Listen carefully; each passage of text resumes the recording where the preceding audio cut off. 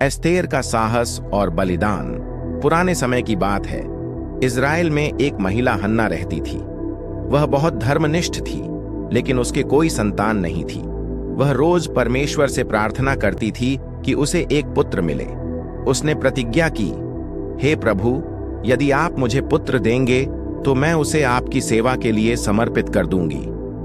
हन्ना की प्रार्थना का उत्तर परमेश्वर ने हन्ना की प्रार्थना सुनी और उसे एक पुत्र दिया। उसका नाम शमूएल रखा गया।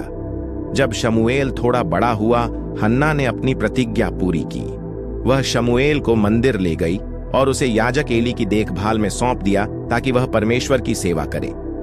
शमूएल का शमूएल बचपन से ही मंदिर में रहता था।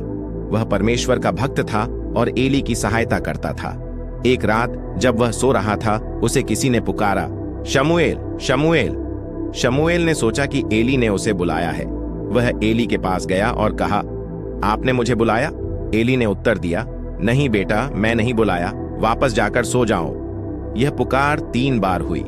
तीसरी बार एली समझ गया कि यह परमेश्वर की आवाज है। उसने शमूएल से कहा, अगर फिर से आवाज आए तो कहो, हे प्रभु, बोलिए, आपका दास सुन रहा है। परमेश्वर का संदेश जब शमूएल फिर सोने गया तो उसने फिर वही आवाज सुनी, शमूएल, शमूएल। शमूएल ने उत्तर दिया, हे प्रभु, बोलिए, आपका दास सुन रहा है। परमेश्वर ने शमूएल को एक विशेष संदेश दिया। उसने कहा कि एली और उसके परिवार ने पाप किए हैं और अब उनका समय समाप्त हो रहा है।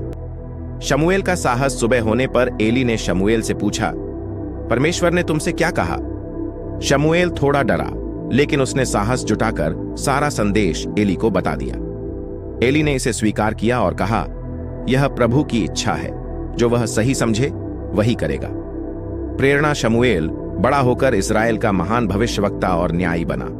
उसने सिखाया कि परमेश्वर की पुकार को पहचानना और उनकी आज्ञा का पालन करना कितना महत्वपूर्ण है। सीख। शमूएल की कहानी हमें सिखाती है कि भले ही हम छोटे हों या अनुभवहीन, यदि हम ईश्वर की आवाज सुनने और उनकी राह पर चलने के लिए तैयार हैं, तो वह हमें महान कार्यों के लिए चुन सकता है। विश्वास, साहस और निष्ठा से हम अपनी जिम्मेदारियों को निभा सकते हैं। परमेश्वर से प्यार करते हैं तो कौन कौन लाइक और चैनल को सब्सक्राइब करके ये वाला इमोजी सेंड करता है?